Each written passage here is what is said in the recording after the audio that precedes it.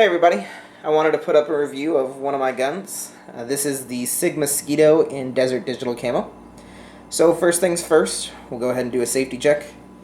As you can see, there is no mag in here, and there's nothing in the chamber. So I want to make this video to tell everybody kind of about my experience with this gun and offer my opinion. But I do want to stress that that's exactly what this is. This is my opinion. I know there are others out there. So, what you get with this gun when you buy it is you get all, of course, the normal literature that comes with every gun that no one ever reads. The ever-popular lock that the government forces us to get, and again, hardly anyone ever uses. But more importantly, what you also get is this little packet of goodies. Now, what's in here is you get two different front sight posts, and those are varying heights, so you can actually change the front sight post that's here on the gun. I've elected to just keep the factory one in because I didn't want to pull it out. You also get a different recoil spring. This is actually a stiffer one than what comes installed already, and Sig actually tells you to go ahead and try the one that's in the gun first. It is lighter, and I've never really had many issues with it, so I haven't changed it. There is also a tool in here for taking the thread protector off, since this is threaded to accept a suppressor. Now, I don't have a can, don't really plan on buying a can soon, because I have a hard time paying the ATF another $200. So, but this particular gun is painted in Desert Digital Camo, and as I said, this is just a paint job. But for the near year I have had this, it's actually held up pretty well. There's only one wear point, which is right here on the ejection port where all the shells are coming out and hitting it. So, no major issues there. I'm okay with that. Now, onto the features of the gun. The gun does feature ambidextrous safeties here on the slide.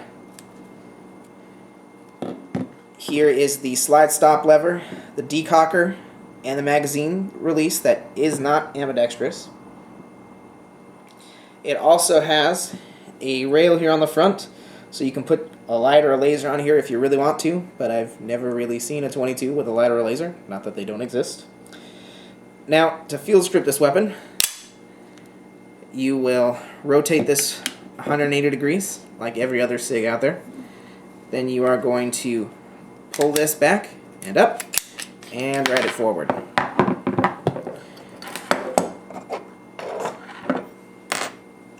Now there you go.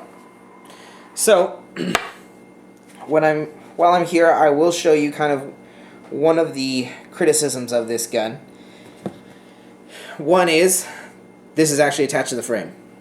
So, if you want to clean it, you have to either take it off the frame or just clean it as it's in there, and that's just pretty much what I do. It's a 22, I don't really care that much. But, right up here is the feed ramp.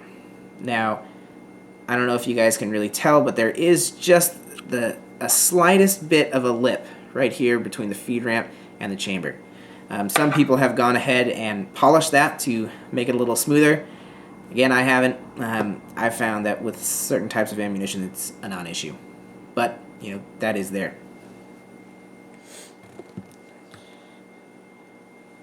So, to reassemble, just redo the entire process.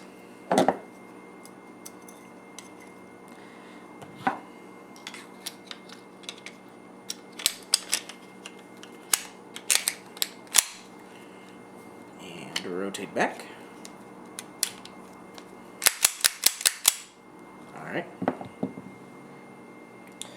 So, when I was initially looking into getting this gun, I had done a lot of reading and found that a lot of people were complaining because it was very picky with ammo. Now, I knew that going in, and to be honest, most of what you read about that part of the gun are pretty true. Now, Sig suggests that you only use CCI mini-mags. Now, I don't know about where you live, but, this box of 100 cost me about $6. So, I don't buy too much of it, but I have done about 500 rounds of CCI mini-mags through here, and they have worked absolutely flawlessly with zero issues. I have tried the bulk Remington and the Federal stuff, and that ammo was shoddy at best. I had probably at least one malfunction a mag. The Remington didn't want to extract, and the Federals didn't want to feed. Now, I did find in my area Blazer. They make these bulk packs of 525. I can pick these up for about 15 bucks. And these are actually 100% reliable. I've actually done about 1,500 rounds of that particular ammo through this gun and had zero issues. It's a little dirtier than the mini mags, but you know, I clean it every time I come home anyways, so that's not really an issue to me. Now, accuracy for this gun is actually fairly good. It's certainly a better shot than I am, and when I slow down and really aim, it's quite accurate. I know that there are other 22s out there that are more accurate, but if accuracy was my only concern, I probably would have gone with a Buckmark or something like that. What I was primarily looking for when I was shopping around for a 22 was one that was styled after a combat type handgun, to give me, you know, some training and stuff with a cheap round. Now, this gun, being a 22, is actually really heavy in the hands. A lot heavier than, you know, what you would expect in a 22. And anyone that I've had handle this gun, that's their first comment is, wow, that's actually kind of heavy. I didn't notice. And so, for me, that's definitely a plus.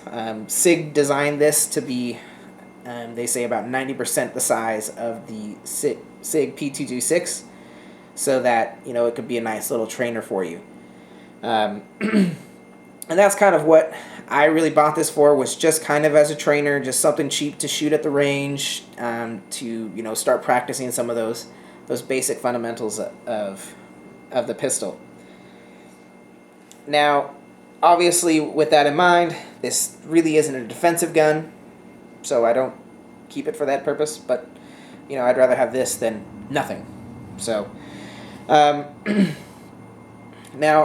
I don't know about you guys, but I'm also of the mind that shooting is better than no shooting. Now, what I mean by that is, you know, that old saying that you hear lots of times, that any trigger time is better than no trigger time. I agree to that to an extent. I certainly think that anytime you are able to get to the range, you should. With that in mind, I can't always afford to buy a ton of 9mm or 45 or anything like that. So for me, this gun right here allows me to practice some of those real basic pistol fundamentals. I know that if, you know, you're practicing a ton with this, that's not going to replace practice with your carry gun, because if you want to practice for that gun, you need to practice with that specific gun. Nothing you can do can completely, you know, ready you for any type of situation that way. Now, my other main criticism that I have for this gun is the trigger. It is a double action, single action, and I have shot quite a few double action guns before. However, this one is, to me at least, an absolutely terrible double action. Sig listed at 12.4 pounds. You know, I don't have a thing to measure it, but there is a ton of creep in this thing, a lot of take up, and it's really, really heavy. Now, the single action, Sig lists at 4.4 pounds. I actually like it. It feels really good. You know, nice crisp break and everything like that. So that's pretty much where I stick with it. So to sum up, you know, I think that everybody should have at least one 22 pistol. And I chose this one as my first 22 pistol, mostly because I wanted something at a combat style 22. Now, it is a little picky with the ammo, but it's, you know, pretty accurate, at least more accurate than I am. It does have, in my opinion, a pretty crappy double action, but a good single action. So all in all, for me, it was money well spent, and I have no reservations whatsoever to recommend this to anybody else if they want, you know, a combat type 22.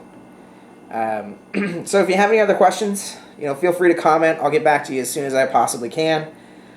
I'm also going to do a nice plug for my website that I've kind of started on my own. The link is through my channel page there on the left side, so check it out and comment there. And thanks for watching.